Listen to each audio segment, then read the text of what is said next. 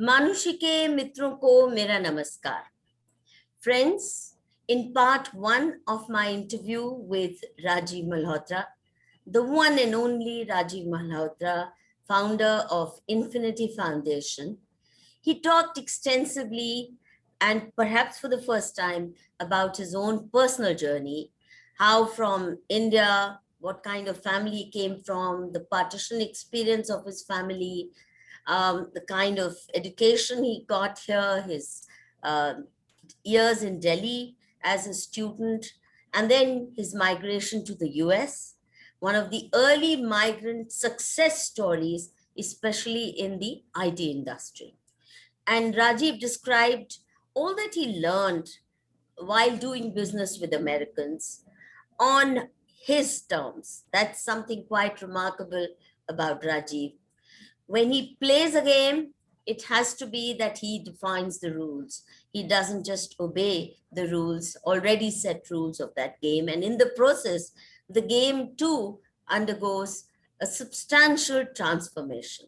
So he was one of the early success stories in the corporate world of America and had his business spread over several continents, not just countries. And then now he's going to today talk about phase 2 of his life, when he decides he's had enough of money making, that he has already proved the point that he's as good or better than the best in America. And now the rest of his life is going to be in the service of his motherland, Ma Bharti, in the service of India. And with that comes the setting up of Infinity Foundation. So Rajiv, let's get started with the setting up of Infinity Foundation. How did you think of this name? Why Infinity Foundation? And what did you, in the initial years, expect this foundation to do? Because I've been witness to various phases of this part of your life, because I think we got to know each other fairly early in those years when you had just set it up. You were also finding your feet around India as well as there, what to do with it. So let's now hear it from you straight. Well, thank you. The part 1 was wonderful. I really enjoyed it. And I think part 2 is also it's an interesting opportunity for me to sort of refresh my memory, my mind, and go back and put it into a structure, what all has happened in the past, say, 27, 28 years since 1994, when we officially started the Infinity Foundation.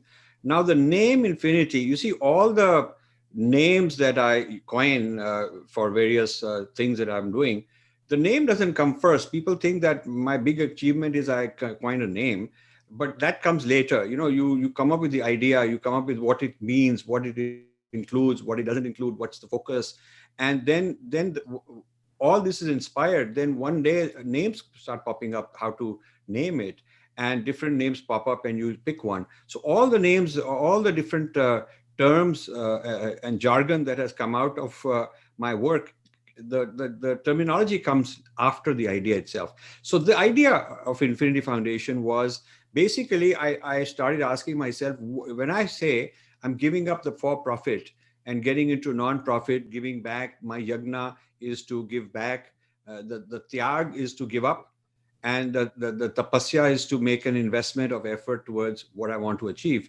So what is it that I want to achieve? And it became very clear that I have to share what's inside me. I cannot just share as a bookish person, being activist in something that I haven't understood myself. So this business of giving back through the foundation as the vehicle is related to my own journey. So the word infinity or Purna, I could have easily used that word just as well. The word comes from the effort to experience the infinite, and this quest, which, because I did have that experience of the infinite with my guru, which led me to this transformation. So this infinity, I wanted to sort of pursue it in the external world. There is an external infinity which physics talks about. there is an unlimited Srishti manifestation that is also infinite. So the Infinity Foundation is sort of an inner journey to experience the infinite within oneself, external journey to project it and share this with other people. The foundation, because this is a very core concept of yeah, the Hindu civilization. it is a very core. No other faith tradition starts off with this concept of infinity. Now, science has brought this into circulation, but Right. otherwise, the Abrahamic religions can't conceive of the world in these terms, as did the Hindu rishis. Right. So the foundation was set up. I had no clue that I'll end up where I've ended up. So I want to tell the journey in sequential steps. But the foundation was set up to give back and to share the best of our civilization with the world. So I put it into two categories: wisdom. What is the wisdom we can share? And compassion. What is the compassion? Compassion being, helping those in need, the conventional philanthropy. So that was, I would say, the first stage, and that was very successful, because in the compassion, I signed up to learn things to do with my own body, seva. So I became a hospice worker. Hospice is a system in the Western world where people who are dying have nobody else to look after them. Many of them have been abandoned, or the relatives are too busy. This kind of thing is now happening in India also in a big way. But when a person is in that stage, they can opt for hospice. They can tell the hospital, I need hospice. And there is a hospice facility in every town. These are all church related. The churches are into it. Secular organizations are into it. So, there was a local hospital here in Princeton where they were giving training for those who want to be in hospice. I saw a poster somewhere. I showed up. I just showed up, and there were like 20, 30 people in that batch. There was not a single Indian. The instructor afterwards came to me and said, I'm very honored that an Indian has come because we've never had one. And this is quite surprising because Indians are doing so well, but not engaged in the local community doing hospice work. So Indians kind of stay in their own bubble, do help out each other, at least in those days. I decided to become a hospice worker. It was a 3-month course. Then they certify you as a hospice worker. Then they give you clients. I had several clients who were assigned to me. Typically old men who were going through the end of life, had a lot of questions, very depressed, wanted someone to talk to, wanted to sort out issues like what happens when I die, guilt issues with, So I was sort of a talking friend who would go and, I'm not a medical person. I'm not allowed to do that. I'm not a legal person. I'm not allowed to do that. I'm not allowed to interfere with their family affairs. So maybe the guy's daughter is calling from California and she's some rich person and she wants to know who's this guy that's interfering. So I have to be very careful. This is part of my training, but my loyalty is to the client. I have to really be there till the moment he dies, till the last breath. So, it's very, very, it's a great experience to be with the person and help them intellectually, emotionally, physically, in any way you can. To pass through this life. It is not an easy thing to do. I mean, people like to avoid dealing with that because, it's uncomfortable.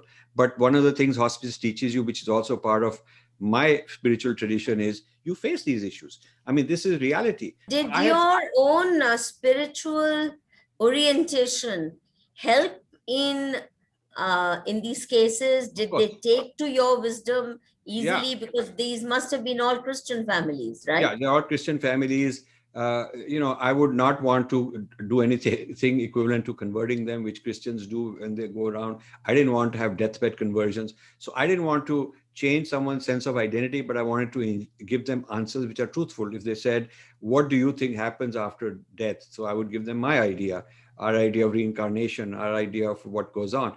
And then they would say, okay, now why did these bad things happen to me? And the good things happen to my brother, or whatever it is. They're kind of recycling the whole life, interpreting it. And since I'm the hospice guy, the one who's interested in listening, so I'm the final person they'll talk to. This is very important. The final person that a dying man will talk to is a very big responsibility. So, I was a hospice worker, and this was a way to explain our faith to the extent that the person was interested in. Later, you realize it's very interesting. Later, decades later, I was a hospice worker for a dying dog. I had a dog, chocolate lab, like my daughter. I really thought that this is my daughter who's come back from another life that this person was my daughter. And so this dog lived in our house like a family person, as a family person. And during the dying weeks of this person, I had the same process as hospice with a dog. And so I would say that, sharing end of life with somebody as a person who's trying to help them, because there's pain, there's physical pain, there's emotional pain, there's guilt, there's anger, there's all of this stuff. And so your training has to be that you have to be the witness sakshi, stillness in yourself, not get agitated, not get involved in it, but as a still sakshi, fully aware, fully conscious, witnessing, watching what's going on, and then whatever comes spontaneously from you, not your ego, but whatever comes spontaneously from you as a response is what goes on. Rajiv, this is something that comes as utter total surprise to me, because I would never have associated this kind of personal caretaking with totally strange people as something you would start off by doing. But now that I think of it, that compassion part where it's totally selfless giving. Compassion is all about selfless giving. You don't even expect the person to grow up into a friend, leave alone a colleague or a comrade or whatever. I'm just stunned at this start of your journey, So let me also tell you. And my other question, apart from the fact that I'm truly humbled by it, this part of your seva story, but the other question is, because these were people in Christian institutions mostly, did they object to your giving answers that were coming from the Hindu tradition? No, I did not make it into a Christian versus Hindu. I just said metaphysics. I said, there are many worldviews, and I'm sharing with you my spiritual worldview. You can call it by any name, but this is a spiritual worldview. And this is all the Dharma traditions have certain things in common. And one of them is reincarnation and the whole idea of karma. And so so people found it very fascinating. Many people found it interesting, amusing. Some would say, okay, that's nice to know. But some would actually want to go deep into it and start. There were those who wanted to understand, okay, now how do I know where I'll be born, or what happened? What did I do in this life to deserve good things or bad things in my next life? So people were intrigued. And I would say a large number of Christians, and I learned this, how to talk to Christians about reincarnation, and to Jews also. And it is quite interesting when you discuss in a certain way. There is a resonance. There is a resonance. The moment it reaches the priest or the church or the institution, no, you're doing the wrong thing. They'll cut it off. But when you catch hold of an individual in a personal capacity, especially when they are looking and seeking, like, end of life, then often it makes sense to them. It's also very comforting. Not to have to face this old man with a beard, stern man, who's going to judge you, send you to hell or heaven or purgatory. And also, I mean, the Hindu.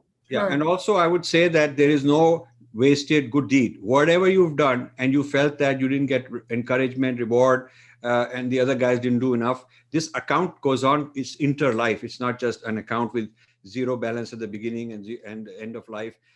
This account has a balance from the past life. It has a balance into the future life. So whatever you've done, nothing is wasted. No good deed goes waste under this system. And also there is no bad deed that you can escape from. It's not like nobody found it and you did it quietly, so you got away from it. No such thing. So there is a transparency built into it. People like all this.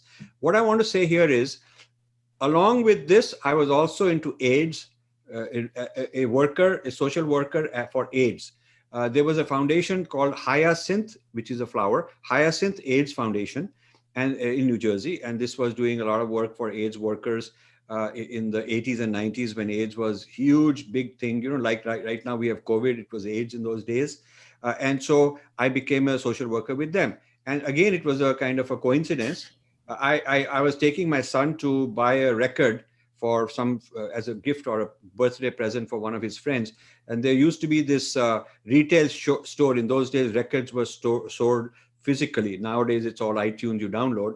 But this is before the iTunes revolution finished off all the record stores. There used to be a record chain called Sam Goodies in the United States. And Sam Goodies was all over. Every town, every shopping center had a Sam Goodies. And you go there, you buy your records. So your DVDs, CDs, records, whatever. So I took my son to the Sam Goodies because he needed to shop something. And while he was shopping, I was just walking around browsing. And there was a bulletin board. On that bulletin board, it says Hyacinth AIDS Foundation Walkathon, AIDS Walkathon, this Sunday. So the location where it was happening was very close to where my guru's satsang. We used to have my guru's satsang in a place about an hour's drive from my home, and I used to go there every Sunday and do that. So I figured, this timing suits well. It's in the same place. I'll join the walkathon. So I went for this AIDS walkathon. I just joined the walkathon. A lot of people, mostly white Americans, African Americans, no Indian there. I joined in and I did the walk. I heard their speeches. I was very moved. I was very stirred by the amount of suffering going on. And so I signed up. And again, I went through a training course to become a caretaker for people who have HIV. And again, they assigned clients to me. And so when you're working with a client, you are helping them negotiate with their landlord. Maybe their family wants to kick them out. One case, it was a Catholic guy. The church had said that we side with your wife because you've done all this. So there's a blame game going on. So, you are also counseling this person. You're telling them their legal rights. They have legal rights with their employer, with their landlord. And so part of this was such work. And another part of it was lobbying with the government. So I remember there was a law that prevented HIV people from certain things, certain medicines, certain syringes. There were certain old hang-up laws, and they had to be changed so that these people would not be blamed morally. Because Ronald Reagan, when AIDS was discovered, said that these people are immoral and therefore they deserve it. Some of them are gay and they deserve it. Some of them are evil and they deserve it. So this moral judgment delayed the treatment of AIDS and the R&D into solutions for AIDS. And this is thanks to Ronald Reagan. So that was out of that era, there was a counter movement which said, let's support these people. It's a disease. It's an illness. Let's not think of it as a moral problem, but let's think of it as a disease and solve it. So all of us were in this camp trying to help. So we would go to the state capitol in Trenton, which is the New Jersey state capital, and we would lobby. We would go and give petitions to the governor. So I did all of that also. So one part was helping, caretake as a caretaker, volunteer caretaker of those who are suffering. Another part was the intellectual work of building a case and writing petitions and lobbying. And that is when I discovered that there's also HIV in India, and it's a taboo. Nobody wants to do anything about it. I discovered one HIV/AIDS organization in India, which was run by Shabana Azmi in those days, and I discovered it because the Indian newspaper had covered some fundraiser. Some celebrities had come and done a fundraiser. I tried so hard talking to the Indian journalist who wrote the story, that I want a contact for this foundation. How do I get the contact for this foundation? And they were so secretive. It was almost like taboo. We're not supposed to give this out. I said, I'm a foundation that want to give donation. I want to give funding to those in India who are helping these people. Because Infinity Foundation was giving money for organizations that were doing hospice while I was a volunteer. And while I was a volunteer with HIV/AIDS, we were also giving funding to all these HIV/AIDS foundations. We finally discovered the identities of these and the contact details of these foundations in India that were doing similar work, and Infinity Foundation started funding them also. So that was another one.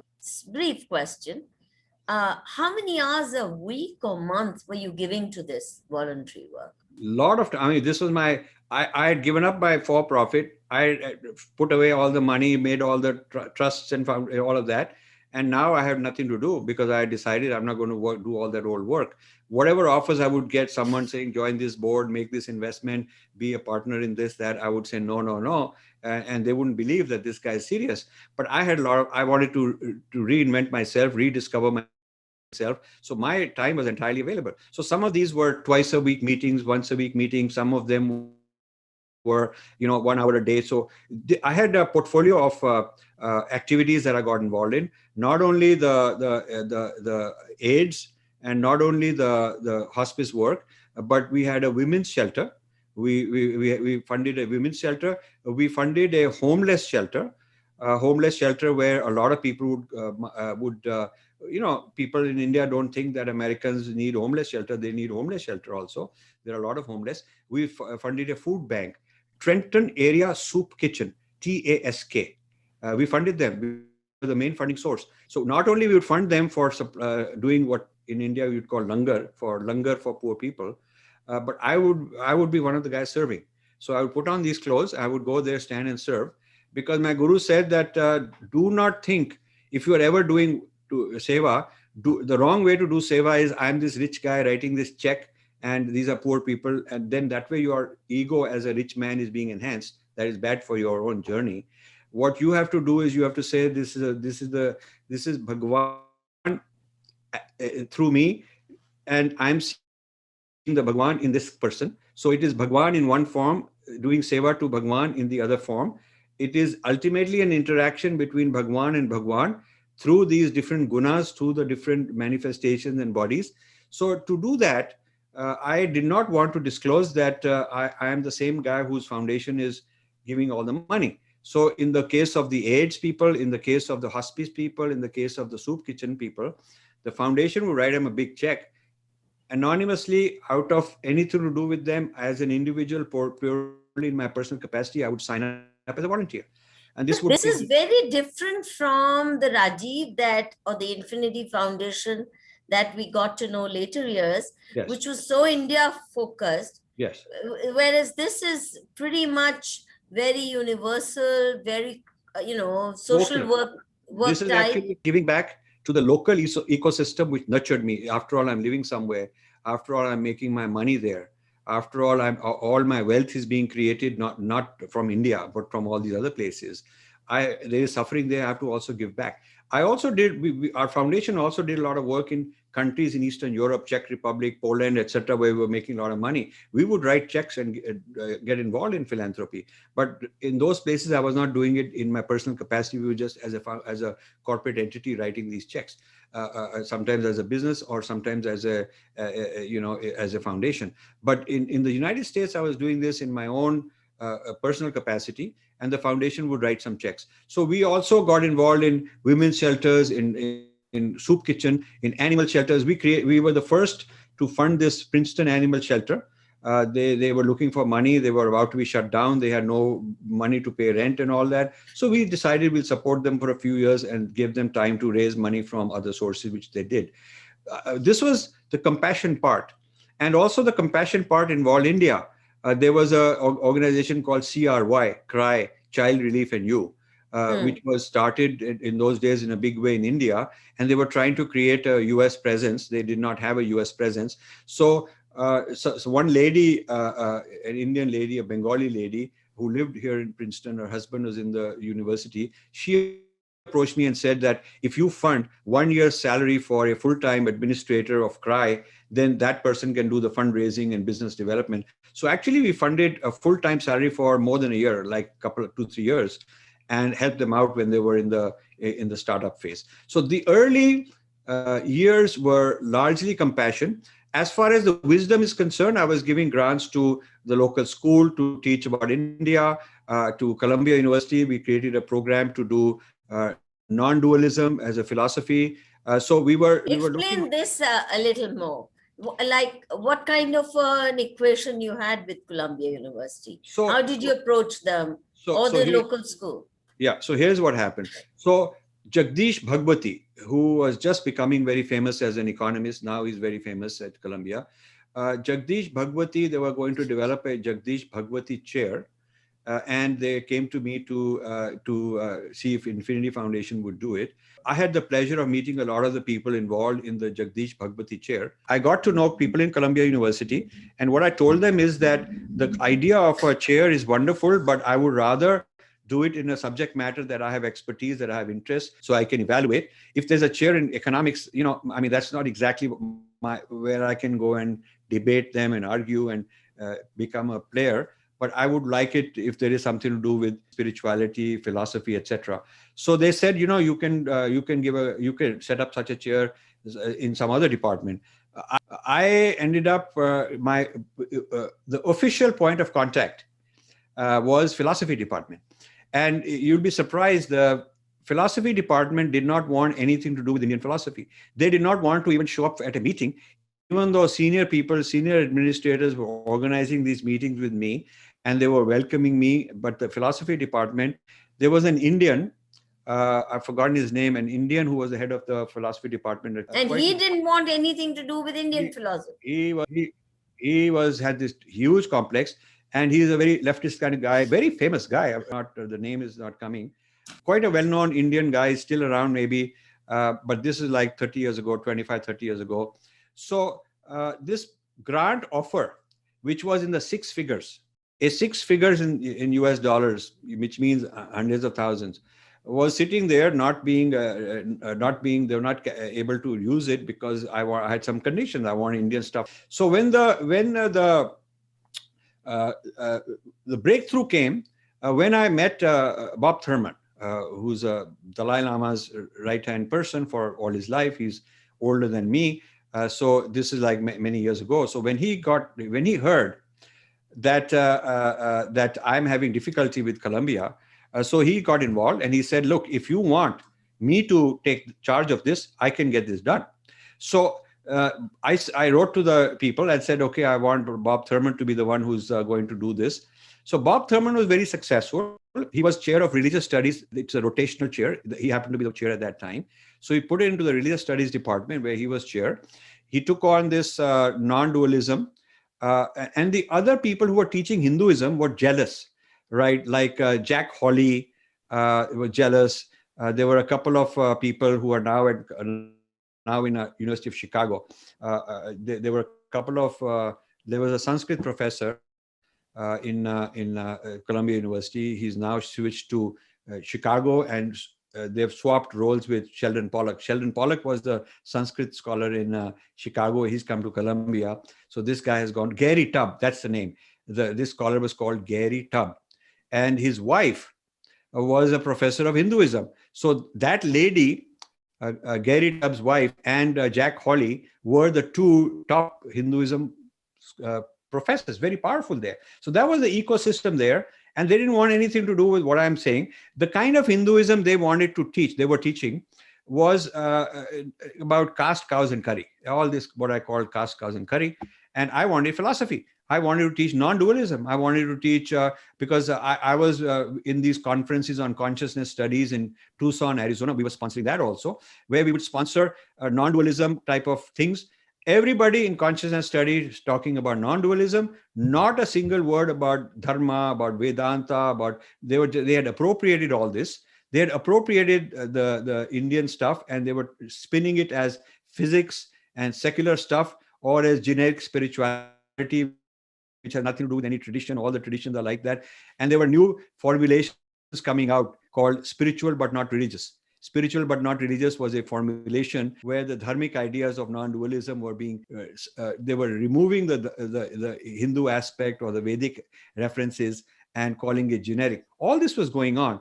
But that is what I wanted to teach as philosophy. I wanted to bring in non-dualism philosophy. So Robert Thurman, to his credit, created a graduate level course, very successful, oversubscribed, called Non-Dualism, where we had Vedic thought, Buddhist Madhyamika, which is also non-dualism, quantum physics, and there was a doctor who was a Sri Aurobindo follower, Western guy. He was a psychiatrist in some mental health situation, and he brought in non-dualism as a treatment plan for people who are having cognitive issues, what became later known as cognitive behavior therapy and things like that. So this was, I think, one of a kind course where we brought in physics, science, the non-dualism of science. That is the role I played as a part of the faculty. We brought in medical. Did you also lecture?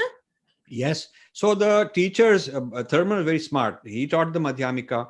Gary Tubb taught the Vedic stuff. And this is where I learned that the teachers are not teaching it properly. Somebody taught it from the medical and the meditational healing medical effects. And I was the person who was a physicist. So there would be a lecture, and then all of us as a panel would sit there and answer questions. So this was a very successful course in the 90s, and I still have all the facts and data and all the stuff, that all the homework exercises and who did what. This is where I discovered the difference between Buddhism and Hinduism in the Western Academy. When Robert Thurman, the Buddhist, would teach, he would defend the position. People would raise questions, and he would not back off and say, well, I don't know, this is what they say. He would actually give an answer. He would say, the reason they say this is this. If you, the way to understand it is this. He would actually, he was a Buddhist. He was a practicing Buddhist, in the shoes of a Buddhist, teaching this to the students with great passion. Gary Tubb, the person on the team of teachers representing the Vedic side, was not defending. He would give a quote and say, that is what it says. I don't know. That's what they say. So whenever we were interpreting non-dualism, and it was a matter of the Hindu side, Gary Tubb was the person representing it. And I felt that this is kind of lousy. He's not giving answers. He's not giving defenses that even a lay person like me would give. So I learned. You find an Indian to do it? No, because there was no Indian in the faculty. So there's no Indian. I'm talking about the 90s. This is the state of affairs. So that's where I learned. So every place I learned things. So that's where I learned. I told them that, look, you when I go to conferences, on consciousness and psychology and cognitive science, it's full of non-dualism, and they're copying everything from the Vedanta, but they're not calling it that. How come in the university you're having difficulty bringing it out like that? That is where I learned that what they teach as Hinduism is anthropology. I learned that it is not the metaphysics, it's not the consciousness studies, it is not the yoga, it is not the meditation, it is not those kind of things which they want to appropriate and call it as their own in another name. What they are teaching as Hindu religion was actually anthropology. It was the caste, cows, and curry. It was all these people anthropologists who go live in a village with some women who are abused, or live in a village with some minorities, or live in some village with some poor people. And so they come back and come up with all this anthropology of, caste, cows, and curry, and abuse, and, all of that. And that this was fodder for the postmodernists looking at subaltern studies. From post-colonial studies, they moved on to subaltern studies. And so treating the non-Brahmins as sort of subalterns, that was the state of affairs. So it was highly political. In the 90s, all these politics was in there. And I was writing about it, talking about it, giving warnings to the Indians, warnings to the gurus, warnings to the keepers of Hindu society. Nobody wanted to listen. Nobody wanted to take me seriously. So this was the state of affairs in the early days. And I'll tell you, in this, when I got this negative reaction from the academy, that when I tried to teach non-dualism, I would brought it to the attention of the Indian embassy. Nobody interested. The Indian consulate, nobody interested. Friends of BJP, RSS. You mean even BJP, RSS, or the embassy? Completely. Embassy took no interest? Embassy, of course, took no interest because we are secularists and this is a Congress era. BJP and RSS more kind of very completely bumpkins, no sense of what's going on. And imagine in the 90s, they were not anywhere close to power. So this is like, their interests are somewhere else. They're not really looking at these kind of things. And the people who are representing them in the US are totally useless. Some are semi-educated at that time. Some of them who are very famous people who got all these Padma awards and all that later on did not want to even touch the controversial issues. They did not want to ruin their reputation, stick their neck out, fight the fight. They wanted me to do that. So I would do that, but no help from anybody. Then I found that the gurus also, The gurus didn't want to touch any of this controversy. The Hindu temples didn't want to. So many Hindu temples, I've written replies also, very openly would say that if you talk about problems, then, these kind of issues of bias and all that, then, what will happen is that we are a temple, we are highly regarded. They were very scared that some authorities may clamp down on them. They did not know the rights we have as a minority religion in this country are very solid. And as taxpayers, we have rights. They did not know how to utilize that. So this is But a they could phase. have seen how the blacks, No, this is before. Latinos. No, this is before. This is way before the rise of the black movement. That comes a lot later. The civil rights. But civil Civil rights rights had already. Civil rights had happened. Civil rights had happened. Civil rights had not yet. See, the mixing up civil rights and all of that with religion happens with the rise of Islam in America. Islam is the first one that comes up and says we are a minority religion in America. We're going to, kick anybody who is violating us. We don't care. And fighting it legally, fighting it with media, fighting it with their own people in the academy, fighting with their own government, own appointees in government panels. That comes later. But at this point in time, there is a kind of anthropology of Indian culture mixed with this postmodernism and Indian left problematizing Indian society as some kind of abusive society. That was being churned.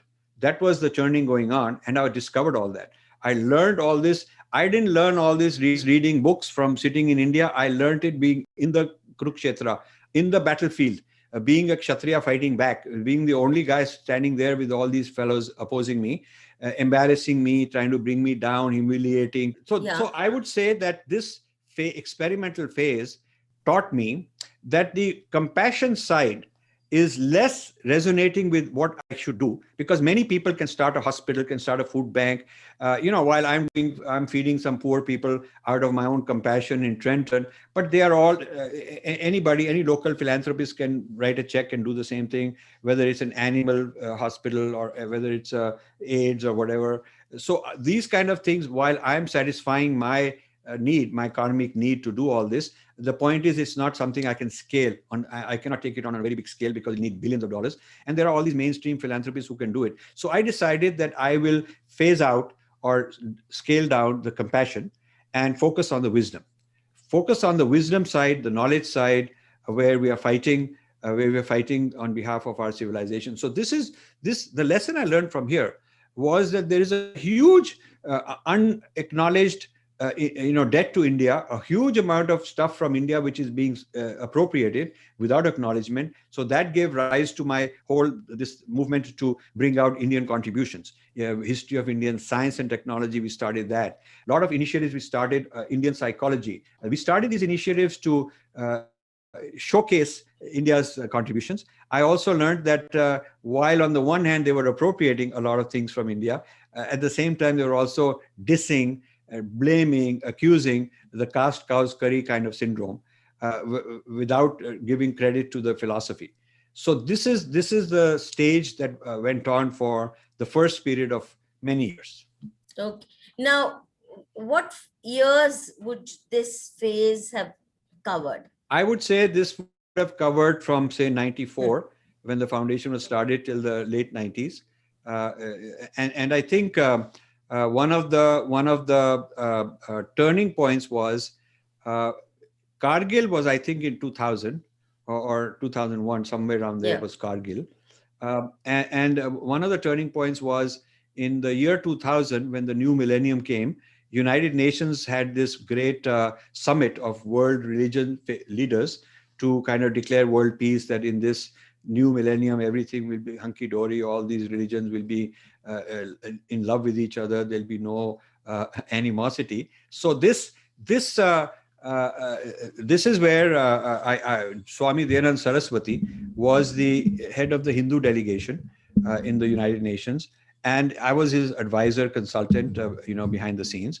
And this is where a major event happened towards the end of that summit, because all the world religions were represented.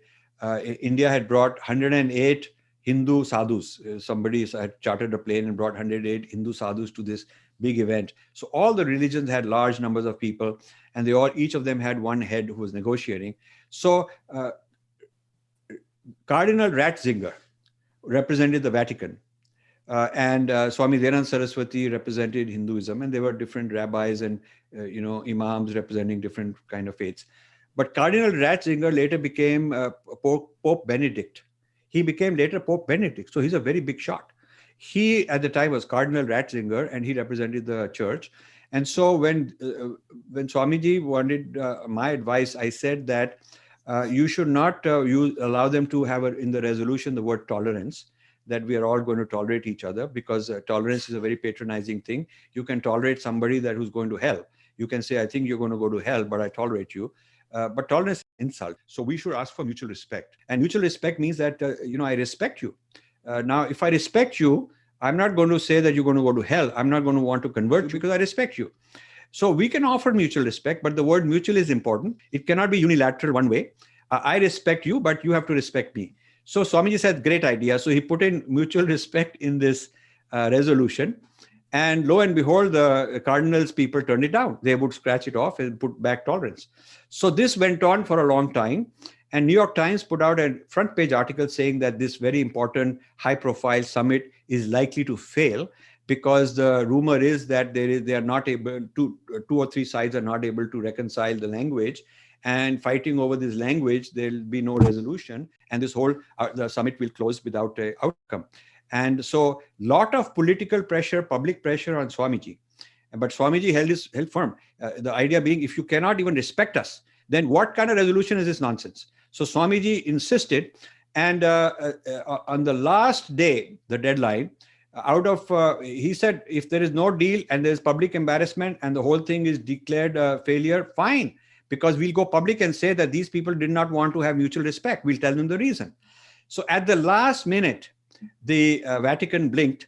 Cardinal Ratzinger signed a resolution which had the word mutual respect, and so did Swamiji and everybody else. So this. How did you get to be his advisor? I was he was calling me all the time in Arshavidya Gurukulam to give lectures and talks. I was a very common speaker. I was talking to, and a lot of new Hindu movements were born as a result of my talks. For example, Hindu American Foundation was born because this guy who is Mihir, who is the head of it, Mihir, he was a young medical student at those days. He was like Rajiv ji, touching feet, aap guru hain, this kind of thing. He was like that. He later flipped because he got money, he got donations, and so he got this foundation and he wanted nothing to do with me. That's a later stage. But in those stages, there were a lot of people like Mihir Meghani.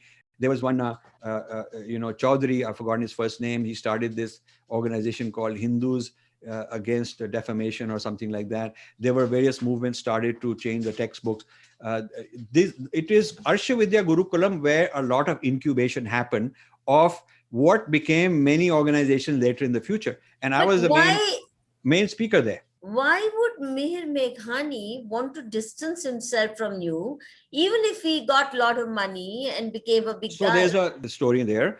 I convinced them that you should go to the American Academy of Religion annual meeting and have a booth.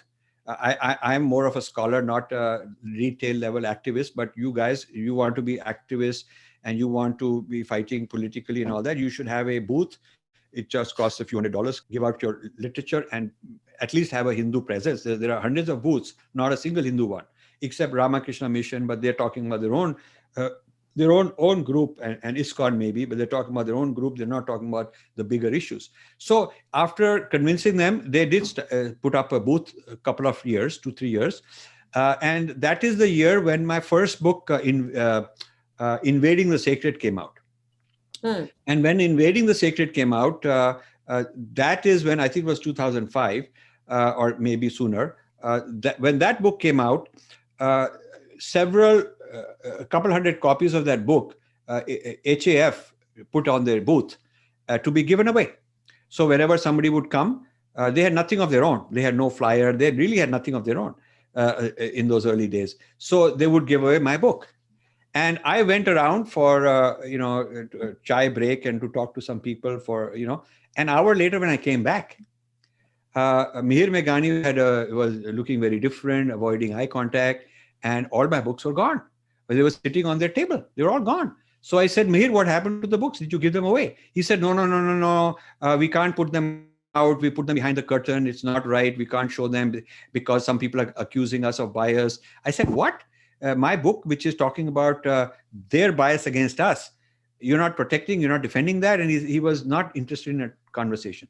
So I got very angry at him. This is this young guy looking up to me as his mentor, and he's somehow taken my book and hidden it away as if it's an embarrassment. So we went out No, to he lunch. hid it or he had given it away? No, he had hidden them because he was embarrassed. So we went out to lunch, and that's when he said he was apologetic. He said, Diana Eck from Harvard came, and she talked to me for a long time. And, she said, if you don't do controversial things like this, which means associating with me, if you don't do controversial things like this, Harvard will invite you. You will be a speaker. We will collaborate with HAF.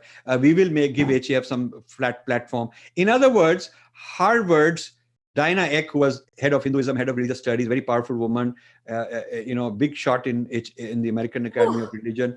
She convinced Mihir Meghani in my absence that, listen, you get rid of all this association with this Rajiv Malhotra because he's a troublemaker, and we will nurture you, we will adopt you, we will do that. Typical divide and rule.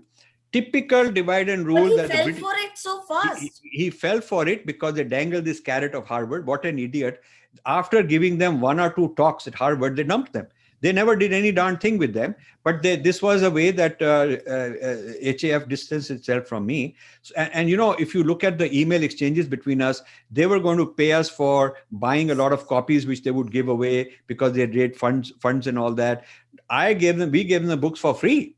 We gave them the books for free and said, okay, when you give us money, we give us money for it, because they actually wanted to buy them and give them away. But we never got the money from them. We never got the books they did not really give away. So that whole project of being a collaborator collapsed. And this is an organization when they were started. Suhag and her husband, the two of them, he's a doctor. They're wonderful people, those two. They were living in a flat in Philadelphia, and they invited me that we want to announce something. We want to get your blessings. So I was like the big mentor of the HAF when they were launching it, that, we're doing it because of your ideas and your inspiration. And there was one fellow who was a volunteer in my organization in those days. He was assigned, we assigned him to help HAF get launched. HAF didn't even know what the issues are. HAF was started basically taking the issues that Infinity Foundation was developing and taking them to Washington as a lobbying mechanism. The theory being, Infinity Foundation will be the scholar, we'll produce the scholarship, and HAF will be the activist who will lobby. That was supposed to be the theory when we started. But after this Mihir Meghani incident with Diana Eck, there was no more relationship between the two. There was some acrimony. Then one or two of their people started writing negative articles about us because they wanted to show to the Harvard that they're kicking us, and therefore they must be good people. This habit that you got to kick your fellow Hindu fellow, this is so shattering. It's hard to believe that right at the outset, somebody can betray their own mentor. Yes. For what? So the thing is, not only I mentored them, but the first fundraiser was in the house of Indu. Indu's a dear friend. Her husband passed away, and she was a very prominent person at the Ashvidya Gurukulam. It was in their home. It was in their home in Long Island. One of the first, or they're organized in a Hindu temple. The first fundraiser for HAF. First fundraiser. Infinity Foundation in those days was not accepting public money. Only recently we started accepting donations. In those days, we were just using our own foundation, our own endowment.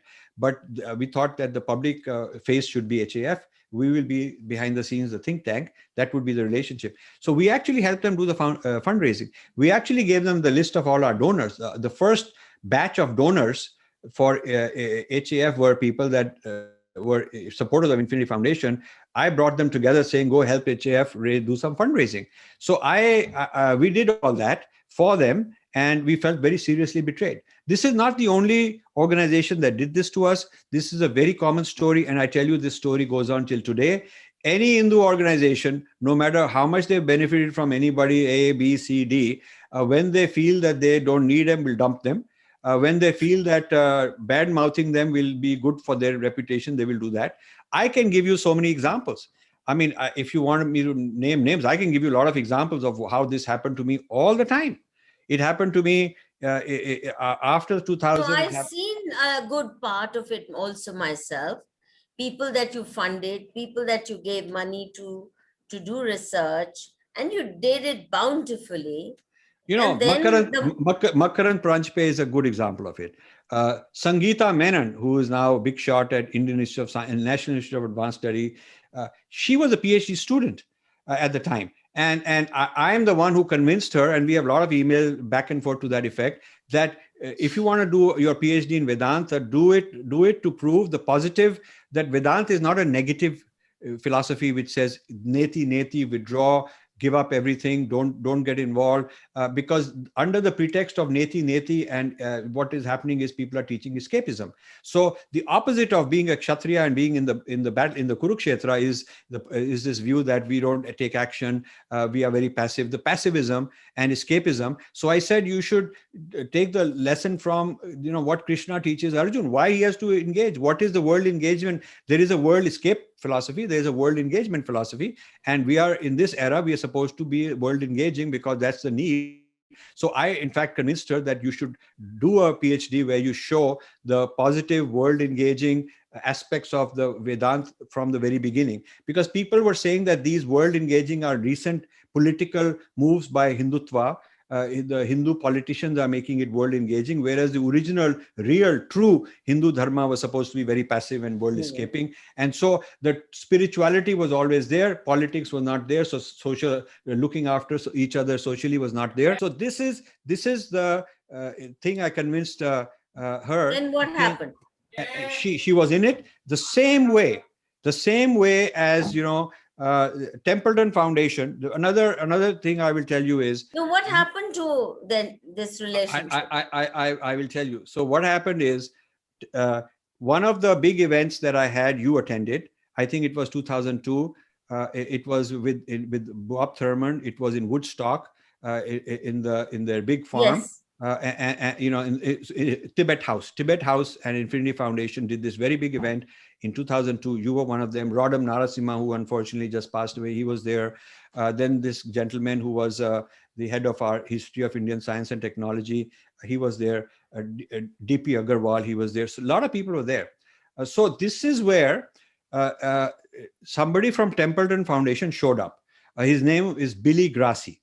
He and I were always combating that. I was saying that your entire science and religion is appropriating Hindu stuff and calling it Christian, and meanwhile you are dismissing Hinduism as caste, cows, and curry, while taking all its knowledge, all its science, this is the beginning of my digestion theory, that they are digesting our stuff, appropriating our stuff. So I was always arguing with Billy Grassi. So he wanted to be friends with me. So he told me that, can I attend your conference, this same conference that you were there? If you remember, there's a guy called Billy Grassi who was also there, white guy. He had an Indian girlfriend or fiance, or his partner was an Indian who wanted nothing to do with the tradition. He was just there. She was just there so he could say that he has this Indian. And the Indian with the Hindu name Face was also very part of his diplomacy, because he could use her. She came in a sari and all that stuff. So the two of them come to Woodstock to attend this 4-day event. You were there. It was a marvelous event. It was a huge, beautiful memorable event. I agree. And then what happened is, during the lunch break, when I was gone, Billy Grassi of Templeton Foundation opened a couple of tables. He had brought these collapsible tables, opened up a couple of tables, put up all their flyers. We have $15,000 grant, $50,000 grant. We have funding for this. We are looking for scholars in religion. He put up it's like a candy shop. and all the kids want to go and eat this candy. So when I came back after the coffee break, I found out to my dismay that a lot of people he's trying to appropriate these people. So then I said, Billy, what's going on? You said you just want to be a passive listener. He said, yeah, but I thought some of them were asking me questions, asking me who are we. So I thought maybe I'll tell them and I'll give them these flyers. I hope you don't mind. Now I could not kick him out. I could not say, listen, you pack your bags and leave, because you're invading and infiltrating and hijacking my conference is for a different purpose. It's not a Templeton Foundation conference. So anyway, the damage is already done. Rodham Narasimha comes to me later and says, this is very dangerous. This is exactly how they poach our people. So, but that is where a lot of our people were poached by Templeton. This is where Paranjpe, Makarand Paranjpe got a 3-year grant from Templeton. Then he got another bigger grant. So first grant was $50,000 a year. Second grant was bigger, and he became $50,000. $50,000, 15,000, raising, going up, escalating. 1.5 or 5.0? First 1.5 first year, then growing to 5.0. He got these grants, and he was then more into Bhaiji. He calls me Bhaiji. Bhaiji, I'm always there. All this kind of just mumbo jumbo, hiding behind some postmodern kind of jargon and nonsense. But really, he had been sold out. Rodham Narasimha then calls me and says that Templeton Foundation is doing a conference with the Indian Institute of Science, Bangalore, on science and religion. And you tell me whether I should agree or not agree, because institutionally it's difficult to say no, because they've come through very high, powerful people. It's difficult to say no. What do I tell them? So I said, tell them that they need to balance them out. They need more people who are on the Hindu wavelength. So I got a call from the Templeton people saying, would Infinity Foundation like to collaborate with us and be a partner in this, be an equal partner in this conference? And this was a conference where they brought in many Nobel laureates, world famous people. They brought in several because Templeton had that clout. So I told these Templeton people that I think it's appropriate to have an equal Hindu partner, because after all, it's in India, it's in Bangalore, but I don't have equal money. Do you know that they put in about $1 million in this conference? Their budget was $250,000, 300,000. I'm talking about way back in those days. And Infinity Foundation put in like somewhere around 5,000, 10,000, and we got equal votes. They treated us an equal. They just wanted us symbolically, thoda sa paisa de do, so that you can use your name. They actually wanted to appropriate me and my name, because on the letterhead, me as one of the co-sponsors means it's legitimate. Nobody will complain, because now Rajiv is also on board. So in a sense, they were using me, but in a sense, I was using them. So that conference was an important conference. And when Rodham Narasimha told me that these guys are trying to make a database of Indian scientists, who's who in Indian science, what specialty, because India's got lakhs of scientists, and this is a big national security issue. You don't want to give out names of all the nuclear scientists, all the space scientists, rocket scientists. Rodham Narasimha understood the game. He said that, do you know that the assignment they've given to Paranjpe, Rodham Narasimha tells me, the assignment they've given to Paranjpe is to build a database of Indian scientists who have spiritual inclinations, so that they can approach them in the guise of science and spirituality and get to know them and get to be friends with them. And that way they'll have their own footprint. And I said, I never knew that. He said, this is a national security risk. Paranjpe shouldn't be doing this. He's doing Paranjpe is so easy to be seduced. Yeah. He's easy. So Paranjpe is not a scientist. He's done that all the time. He's not a scientist. With everyone.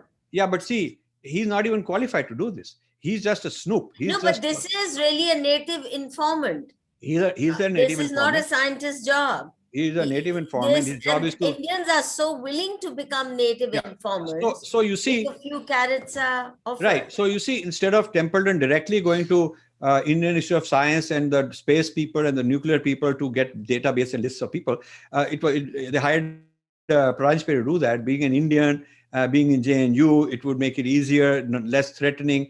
I told Paranjpe, you are doing the job that the zamindars did. You are doing this job. This is not just ordinary babu level job. This is a very bad job you're doing. But he always had this very nice, sweet smile to kind of talk me out of it, or try to talk me out of it and continue. He was very persistent that he wanted to do all this. Money was dangling. He wanted that money. So known to Dodam Narasimha is this, that Paranjpe was doing all this. So Dodam was very.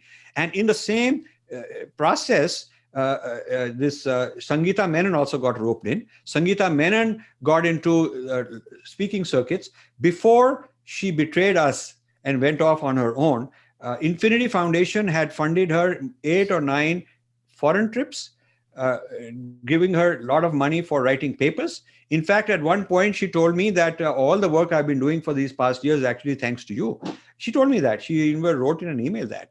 And at one time, we thought we'll feature all her work, all the articles and things that she produced from Infinity Foundation work. We'll produce a book.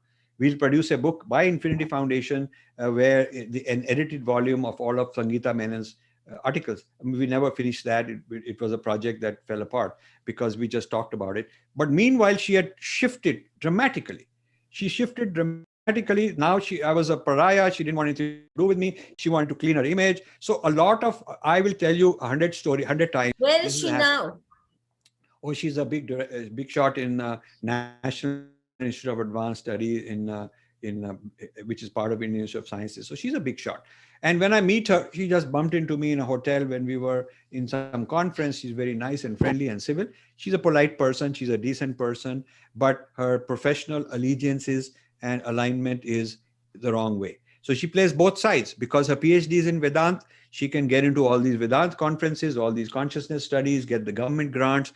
Because our people are stupid, they don't check. And if I were to even tell them this, they couldn't care less. So she can play both sides. Makarand Pranjpe can play both sides. So I have a lot of people. No, but he did the same with Kapil Kapoor ji, who Of course nominated him to Institute of Advanced Studies in Shimla. Yeah. And No, then I know the that. first person he apparently stabbed, or at least that's Kapil Kapoor ji's So this version. is Kapil ji and I have a similar story, a lot of stories in this regard of building up people, trying to help them out, and then they go and betray you. So a lot of the current, I will tell you, some of the current stars of YouTube, podcasts, and videos of Hindu, championing the Hindu and all that, are actually people who started out volunteering for me, helping me out, looking at me as their sort of mentor, guru, or whatever, and later thought that this is a liability. We don't need him anymore. We've learned what we can and we go off on our own. That story is a very common story. It is still playing out. There's one point that I, at that time in the flow of things, I forgot to ask you. You were talking about this resolution that was to be passed. Yes. And the Christian community leaders were not willing to go beyond toleration. And you insisted on the word mutual respect. For example, on the one hand, whereas it seems that making them accept to this vocabulary is a huge historic epochal concession for the Christian church, and certainly the Islamists are not willing to give it even today. However, today I find I am not willing to respect them. There's no respect left in me for either Christianity or Islam because they've caused havoc all over the world. It's not just us. Wherever they have set their foot, it's been a story of genocides, massacres, decimation, humiliation, starvation, loot, plunder, rapes, name it. I can't respect either Christianity or Islam, and I don't care if they don't respect us anymore. So let's discuss this. Let's discuss this because this comes up a lot. So the word mutual is very important. It means that my offer stands to respect you, provided you respect others. And it's as long as you are disrespectful of others, which is what you are describing that they are, all the problems they're creating is because they cannot respect others. They hate others. They have all these problems with infidels and so on. So to demand that you have to have mutual respect means you got to get rid of all references to infidels. You got to get rid of all references that you are the exclusive and you have to take over the world in God's name and all that, because that is very disrespectful of others. So I'm offering you that I will respect you, but you have to give up all these things. So therefore, it's a very subtle and very sophisticated ploy, which says that it's a very politically correct thing to say, let's have mutual respect. Them turning it down is a very big embarrassment to them. That is what I want to do. It's a showdown. So, like I'll give you an example. You mentioned Islam. Soon after 9/11, there was a period when Muslims in this country were being beaten up and all that. This is before they got their act together. Today, they position themselves politically to be very powerful. Whereas in 2001, when this happened, they were really on the hot seat. They wanted to mix with the Hindus, and Hindus didn't know how to play this, how to utilize the fact that there was a period during which Hindus were considered nice and good. It was a Muslim that had a problem. So all this South Asian bye-bye was very strong in those days. So I got invited by a radio station in Texas that was run by a lady who was a Pakistani Muslim. And she had this, I was the guest of honor that particular day. It was a weekend. And she was saying, Rajiv Bhai, you are so great. We're all bhai, all this kind of stuff she was saying. Because at that time, the Muslims were on the hot seat and they wanted to, blur the boundaries. So she started out by saying, I love your statement that you believe in mutual respect, Rajiv Bhai. I also believe in mutual respect on behalf of the Muslim community and all the South Asian community in Texas. I want to tell you that we also believe in that. So I said, okay, I've forgotten her name. But, I always like to take what they're saying and push it a little bit further. So I said, I am so glad that you respect the fact that I worship the God, or I worship the Supreme also as feminine, and that you are no longer going to be upset at the goddess. I am glad that I worship in form, Naam Roop, and you are no longer going to be attacking idols, because for us, we have form is sacred. I worship the fact that the Supreme has come in many places, many texts. There's no exclusivity. There are many avatars, and there are many deities you can choose. So I really respect that contrary to the orthodoxy of your tradition, you are willing to break ranks and really respect me and no longer think of me as an infidel. You know what happened? For her life. She was the host, she hung up. The host of the show hung up. That's how you play this card. The card of mutual respect is not that whether we respect them and all that for all that they're doing, but it is to call the bluff. It is to call the bluff of interfaith dialogues. It is to go to interfaith dialogues and say, listen, all you guys here are saying, let's be tolerant. I'm saying, let's have mutual respect. Now they'll all jump and say, oh yeah, good, we also agree, because it's an embarrassment not to agree. So once they agree, then you have to drill further. You have to say, I am therefore glad that you respect my right to worship in form, and this is not a problem for you. That there are many deities, many divines, many texts, many traditions. Nobody is infidel, and there is no such thing as going around conquering the world on behalf of God to convert all the people.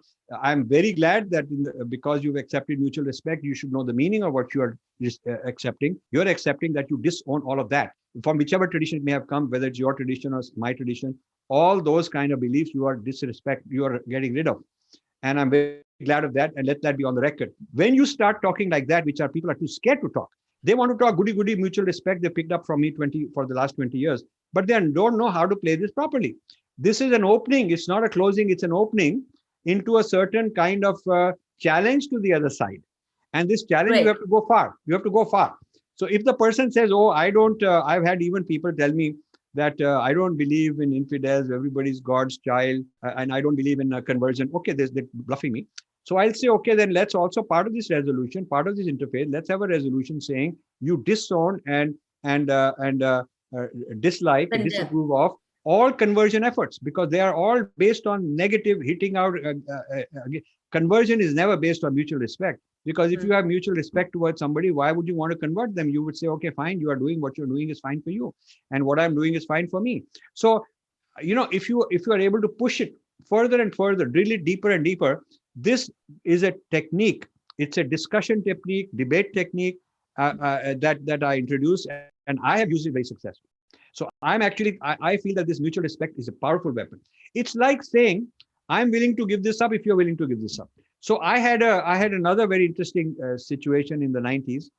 There was this. No, but even if they are willing to give it up in the sense that They say, okay, we accept your way of life and we will not convert.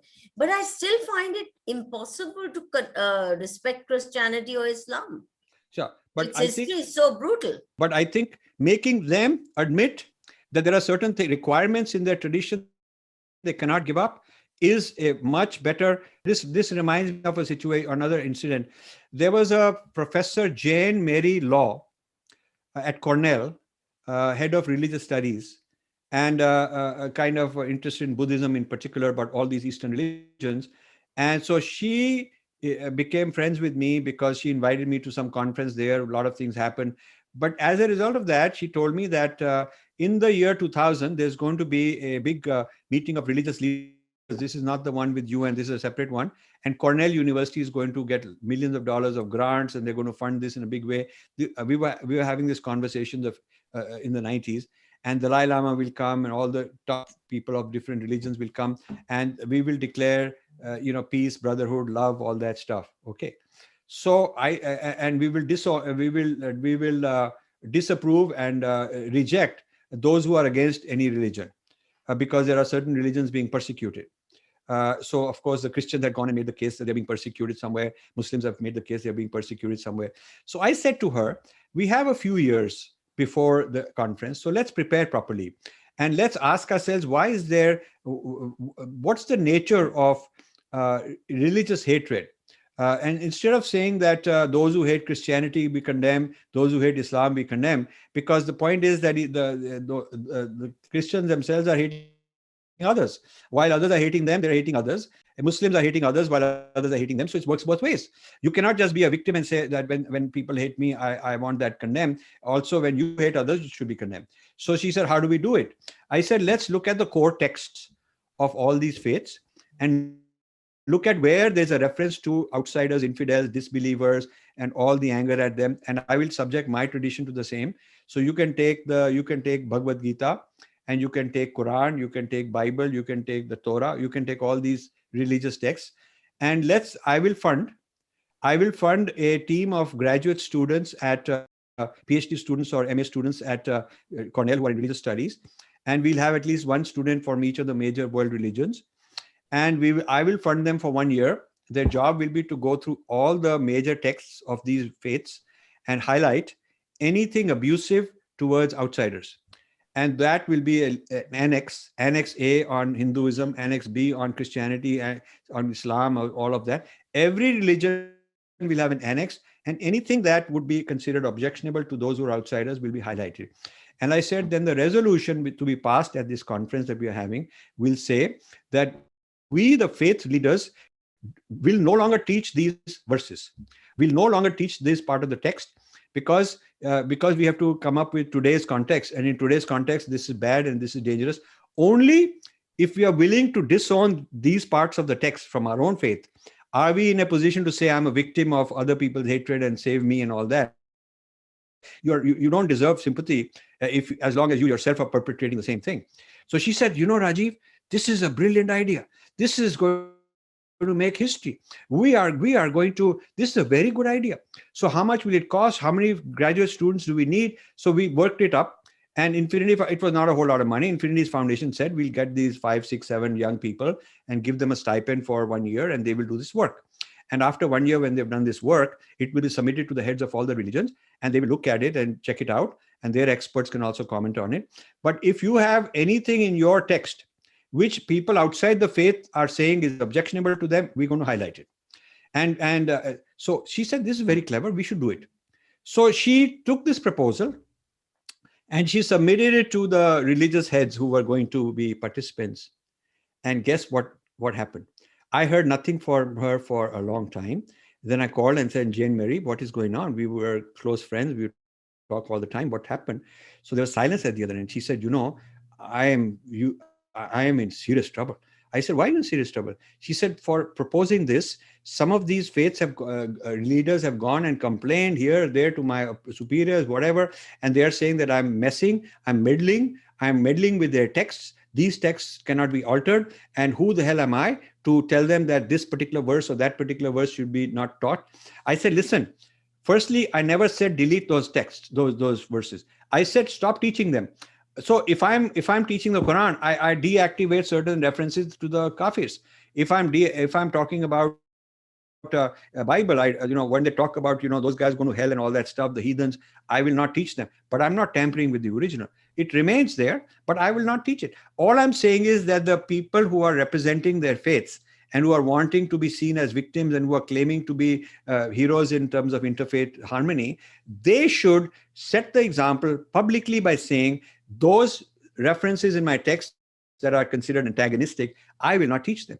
And I said, so she said, what about Hindus? I said, okay, I will get you this agreement from the highest level of Hindu people. I will get you many Hindu leaders who will say, I'm not going to teach anything negative about others. I got plenty of positive things to say. We don't But even have it. no, no, but wait, Our no, no, no, strength no. is. But that is not how you negotiate. You do not negotiate by saying, I don't have a problem, you No, have no, a I problem. know. I'm saying that's why they can't afford to. Instead of saying, I don't have a problem, you have a problem, the right thing to say is, here are some principles that should apply to everybody, to apply to you, to apply to me. A neutral group of graduate students who represent all the faiths are going to find out all the abuses in your text and in my text, whatever they find out. If in my text they don't find out anything, it's fine. But I don't want to start out with that. I want to say the neutral group will find such things in all the texts, and all of us agree that we will disown those things from our teachings. That conference never happened. That conference never happened because, so see, I have basically been able to argue in a certain way where nobody can blame me for being some chauvinist and some superior guy. In fact, I'm the one talking about harmony. I'm the one talking about mutual respect. I'm the one offering my own tradition, putting it on the table and saying anything like that in my tradition, I'm going to deactivate it also. But I want you to do the same. I think that's a very strong way of debating, is when you go with clean hands and say, I am at a very high level. I'm putting a very high standard on the table for us to comply. I will comply with it too, and you will be evaluating me. And the same thing in the other direction, we want you to do. And to watch them run away is a tremendous victory for us. That is the victory more important than starting out by saying, I'm right, you are wrong, we don't have the problem. I agree, Rajiv, that it's a tremendous victory if there was actually a large audience, global audience watching the match.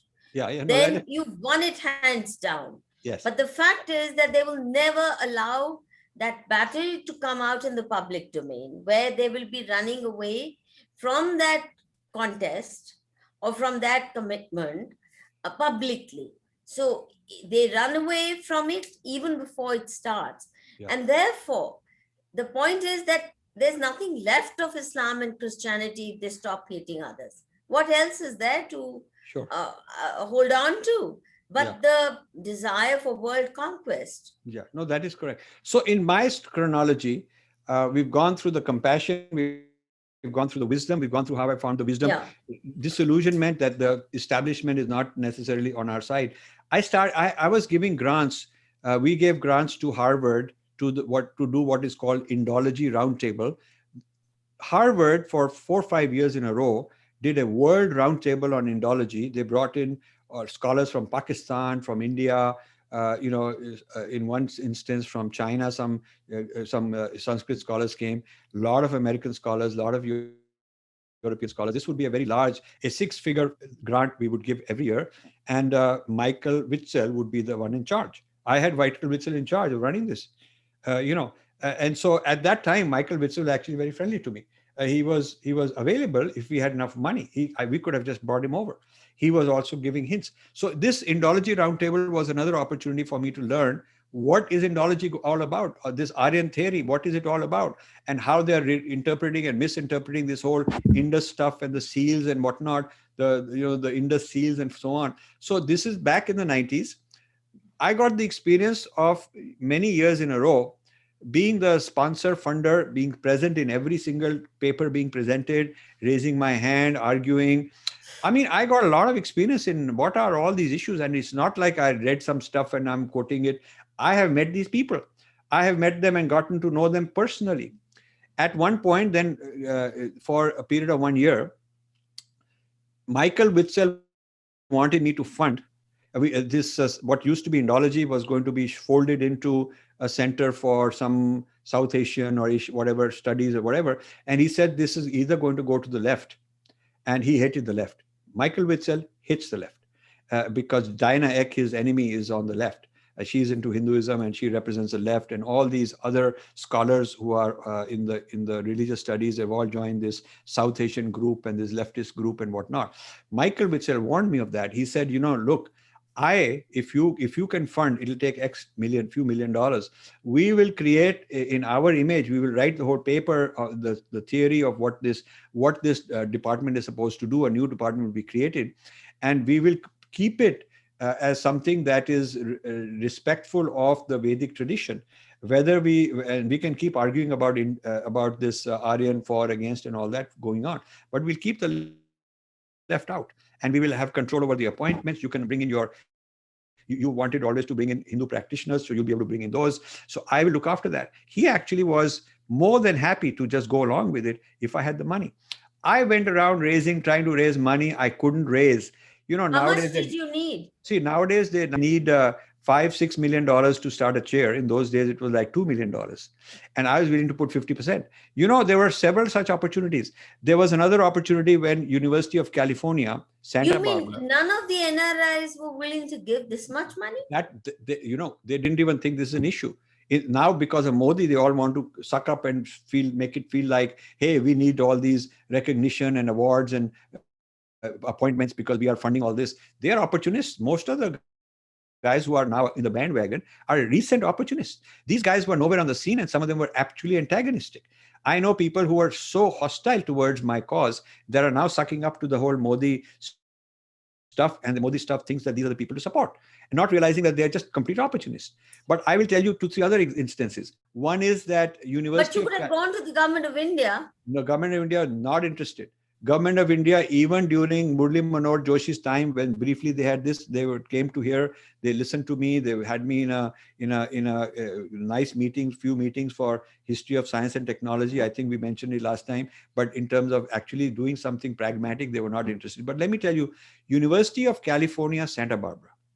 Now, I became very good friends with Bob Thurman, mentioned, and he said that University of California, Santa Barbara has approached him, and they want to initiate science and religion. And he's taken my idea that the science to be represented should be Indian science, meditational science, non-dualism, Vedic, Buddhist knowledge. And so the science and religion should not be Judeo-Christian. It should be, and so there was a person who was the chairman of this department in California. He liked this idea, and because he was a friend of Bob Thurman. So I was introduced as a funding source. And so Bob and I came up with this concept of a dharmic approach to science and faith rather than a Judeo-Christian. It was all based on non-dualism and meditation and all those kind of scientific methodologies. And a person called Alan Wallace, who's a physicist, a Buddhist, and deep into consciousness studies. Vesna Wallace is his wife. She's from Serbia, I think, originally, and she's also a Buddhist. So we created this University of California, Santa Barbara Center for Science and Religion. The center existed, but it was not very active. So now Alan Wallace was appointed the professor, and we paid his salary. Infinity Foundation underwrote his salary for 3 years, a full salary, and these professors' salary is not trivial. And this was going to be he was our guy. We put him there, and he was going to teach this. Sure enough, this was an oversubscribed course, most popular course on campus. Students wanted to learn, because all the meditation and yoga was very hot and very cool the in thing, fashionable thing, a very nice topic and related to science, physics. He was a physicist. So this is a very interesting, period for Infinity Foundation. I thought we were winning. So we had this going. And then after 2-3 years were over, I heard from Alan Wallace that they have been approached by Templeton Foundation with a very large offer of grant. They will take over the center and fund it. And can we match it? Can we match it and keep it? And the center is no longer a startup experimental thing that has been tested and proven correct for 3 years. Now they want to ramp up in a big way. And it'll either be Templeton's model, they'll come up with the money, or it'll be Infinity's model if you can come up with the money. Same situation happened. And in those days, to do a chair, a University of California being a state university, there was a law, and maybe it's no longer there, that if it has to do with any minority culture, if the community comes up with 50% of the funding required for a chair, the state of California will match it with 50%. So we needed to come up with $2.5 million, something like that, and then they would match it. I couldn't get anybody to back me. I could not. Then the third example is This makes me a so Christian sad. a Christian university in the northeast of US, in the New England area. I think it was Massachusetts somewhere. This had large number of acres of land, and it had like 5,000-10,000 students, and it was going broke. This is when there was all these scandals against Catholic churches who'd abuse young boys, sex scandals. So the church had to pay a huge amount of compensation. So they were selling some properties, and one of the properties they put on the market was this university which they owned, and this was on sale. Now this university had accreditation, which Hindu University of America is not accredited. It has not recognized. Their degrees are not recognized. It takes 10, 20 years to be accredited. This university was accredited. It was accredited as bachelor level and master level. And you could easily have gotten a PhD level accreditation from the government. So it was accredited with all the authorities. It had a faculty, it had a brand name, it had cash flow, but it had run out of money, and we could buy it. Now the purchase price, somebody brought it to the attention of Swami Dayanand Saraswati and said, this is an opportunity to invest in it. And Swamiji brought it to my attention, saying, tell Rajiv, if he thinks it's a good idea, we'll see what we can do. I went and visited the place. The idea was as follows. If you take the part of the property, which is the dormitories and the campus, that is about, 25% of the land. And the other 75% is unused. It is just forest land. I thought we could carve that out and sell it to a builder or developer, let them make and get our money back. So I had a business plan saying we need to raise like $4-5 million, $5-6 million, something like that. And we'll buy up this whole thing. And we'll keep the university part, the accreditation part. We can change its name from whatever it is to something else, but the accreditation will remain. We will not make it Hindu overnight. We'll do it gradually. Every year we'll add 10-20% more Hindu content, and over 5-6 years we'll bring in our content, our professors, and so on. Gradually. This was my idea. Swamiji's name, Swamiji's backing, Swamiji calling people and saying, help Rajiv. We were not able to raise the funds. So I gave up this business. And then after I gave up, many people wanted to start chairs, but they did not know how you start a chair. You see, unless you negotiate properly, unless you have a full game plan to control the narrative, and just funding a chair in Harvard or funding a chair in here and there is a bad idea.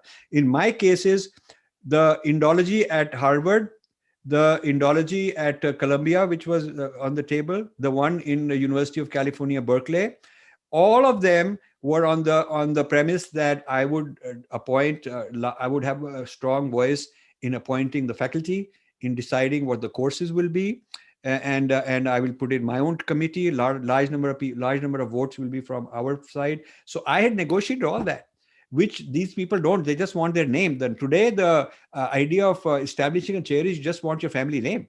Somebody wants some name or something like that. So this Dharma Foundation, they tried to copy my model, but it failed. They got kicked out of many places because they did not know how you put in your ideological spin without making it look like bias. I also learned how do you put your people in a way such that it is considered not racially biased, not not parochial, nothing like that, in a very nice neutral way. And I learned it from Jews, because all the Jewish studies, the people who are running it are rabbis. All the Islamic studies in the United States, you'll never find a Hindu teaching Islam. You'll never find that. All of them taught by Muslims or secular people who are pro-Islam. There is now a course on, a problem with burqa. There's no course on, beheading. I mean, you don't find those kind of courses in the United States. So I figured out how they're playing the game. How they're playing the game such that they can claim that the selection of faculty was neutral. It was not biased. It is not some Saudi royal family came and said, put this guy, put that guy. They do it in a very sophisticated way through intermediate structures. They've created these intermediate structures that have this very nice image, and through these they're trying to do it. But it's very clear they negotiate. negotiate with the university such that they have a trump card, they have the veto power. They have that veto power. I found out that the Pakistan Studies Chair, which Pakistan Studies Chair in Berkeley and Columbia. I don't know what happened to them since. But in those days, there was a Kaize Alam, their name for that guy. What's his name? Their founder. For Jinnah. Jinnah. Qaid-e-Azam. Qaid-e-Azam chair. Qaid-e-Azam chair for Pakistan Studies, with two of them, one in Columbia, one in Berkeley, in the 90s. Mass murderer, huh? So listen to it. How they did it was sophisticated. So I learned actually from them. So they had done a deal that Berkeley will get funding only for 3 years at a time. They will not get a permanent endowment, because then those guys can run away with the money. They will only get 3 years funding for a faculty person to be brought in as the chair of occupant of this chair. And in this, to select this, there will be three persons. There'll be a three candidates selected. That the Pakistanis will submit 3 candidates, and the selection people they will do the pre-selection, and then the final selection will be done by the university. So the university could claim that we are doing the final selection, but the point that they wouldn't mention is that they are doing a final selection out of those who are shortlisted by the Pakistanis. So Pakistani ISI would shortlist their people here and there, and then the university could pick one of them. That was the Qaid-e-Azam chair. So I expose this also. I would go to all the universities and say, hey, listen, this is a precedence in American universities. This is happening. Another example I found is that when we wanted to, in Rutgers University, they wanted to, some people approached me and said, we want to teach Hindi. Right now, they're teaching Urdu. And whenever we've taught a Hindi class full of students, large students, because it has the largest number of Indian students in the United States, they all want to learn Hindi. But the university says they don't have funding, and whatever. And there's just an excuse. So I went and said, Infinity Foundation agrees to fund a Hindi faculty person for 3 years. Infinity Foundation. After that, other people should step in. So now I wanted to get a real Hindu person, because Hindi can also be taught by anybody. A Gora can teach, anybody, Muslim, anybody can teach. So I went and met the lady who was head of languages. She was head of languages, a Korean lady.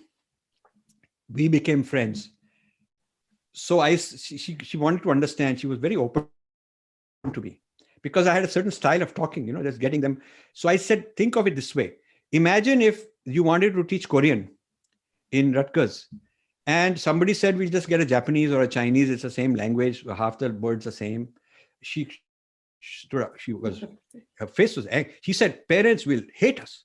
I said, why will they hate us? Because language is similar, common. It's all whatever, all these jargon, all this postmodern bullshit, they'll say all same, this and that, all that kind of stuff. That is how they're projecting Hindi and Urdu. And therefore they got all these Urdu people teaching it. So what Urdu, Hindi are related, that kind of a relationship, you have Korean with Japanese and Chinese also. So what if you stop calling it Korean and you just say East Asian language? So she was so angry. She said, people, we want Korean. It has to have the identity. It has to have our texts. It has to have our accent. And the people who teaching it have to be like among us. They have to, the students' parents have to feel that they're getting the right thing. And they're not getting some Japanese, because Japanese were the colonizers. You see, Chinese were, so the Koreans consider, they do not want to be mixed up with Japanese or Chinese. They want to be Korean. That is very important to them. So I said, how do you do it? I said, please tell me, how do you do it? How do you get around the fact that you are a state university, you cannot have bias, and you cannot say you're racially biased? When you put an ad, you can't say it has to be a Korean. But how do you do it? And how do I do it? So she thought about it, and then she came with me, gave me an off-the-record answer.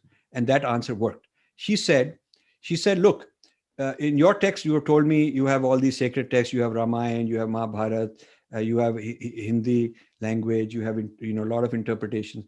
What if you were to say that in the job description, one of the requirements is the person should have native Hindi speaking skills. Native, the word native is allowed. It is not considered racist, because he has to be an Indian. We are saying he has to have native Hindi speaking skills. It's a skill that, as long as the job description is based on skills and not on your DNA and your race is okay. So she says, we talk about native Korean skills and native Korean language skills the Japanese don't have and the Chinese don't have, and so it has to be a Korean. So similarly, if you were to say that the person should be very fluent in native interpretations of Ramayana and have native Hindi speaking skills, you could even say that the person should be able to chant shlokas and do bhajans in a very with a native flavor. If you were to put these kind of things and you feel that only an Indian will apply, then you will, let's do it. So we tried it. And a lady who was in New York, very deeply into Hindu culture, teaching Ramayana, she got this job because she had native skills and nobody else. There's not too many competitors. So we learned. I have learned so many things that I can help our people with if they are interested. So this Hindi program in Rutgers was very successful. Now there is a whole Hindi organization, teaching Hindi organization run by Indians, and there is all the funds and they look after this Hindi program. And the Hindi program in Rutgers has flourished. It's thrived. Similar thing I tried in Harvard, but unsuccessfully. There was a course called Hindi Urdu. That was a course, and it was always taught by a man called Ali Asani or something like that was his name. I remember him, a Pakistani. He would teach Urdu Hindi. And so if you sign up for Hindi 101 or Urdu 101, you sit in the same class, learning the same thing. And the students loved him because he was this very nice, charismatic guy, parent figure, father figure. He and his wife would invite all these students to their house and they would have nice gatherings. And he would teach them all in South Asian, bye bye. He was like that. So people who would go through his class, year one, Hindi 101, they would teach Hindi and they would teach Urdu. They would teach both alphabets. They would give some Hindi reading assignments, some Urdu reading assignments. You're sitting in the same class. You pick either one. Second level, which is 102, he would start giving more focus on the Urdu. He would say it is simpler. Hindi is very complicated. We already know enough about it. Wow. And now he would give some Hindi assignments by this Pratap Mehta. What is his name? That fellow, Pratap Mehta, that activist. Bhanu Pratap Mehta, but he is not a linguist. No, but works selected by. So that guy was on their think tank.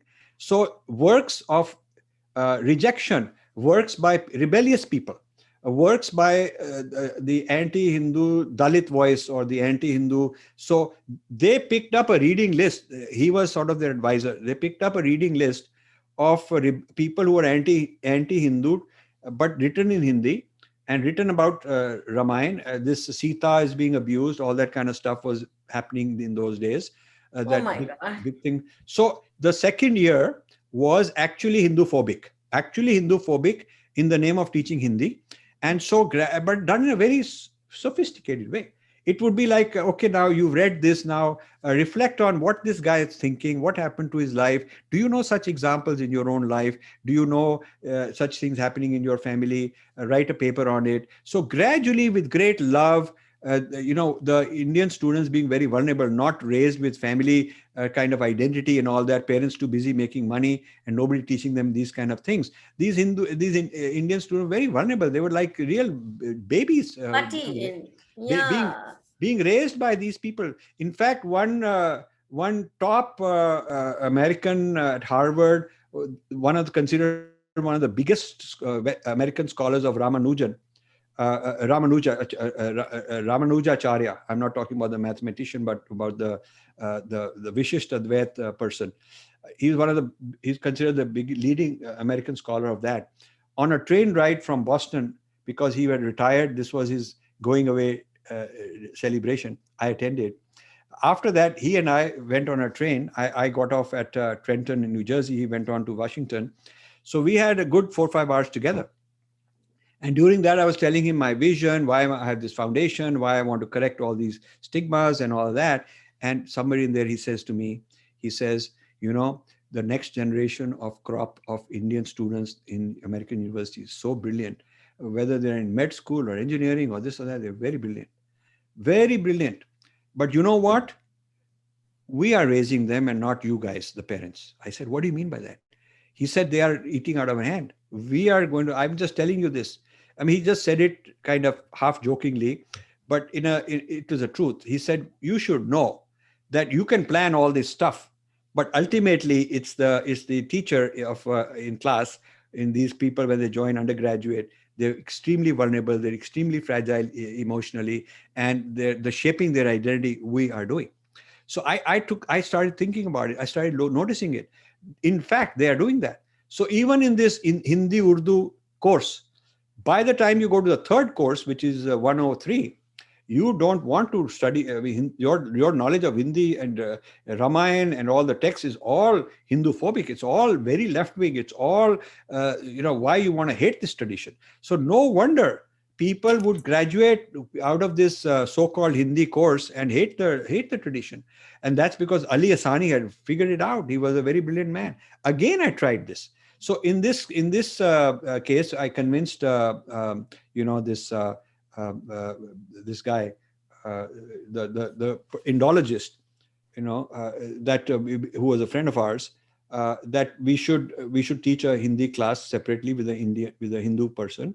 And so for one semester, Harvard accepted a grant, and which they later would not accept because it was politically controversial. But for one semester, they accepted a grant where a particular person, he was a Gujarati, he would come and teach as an adjunct, he would teach a Hindi class.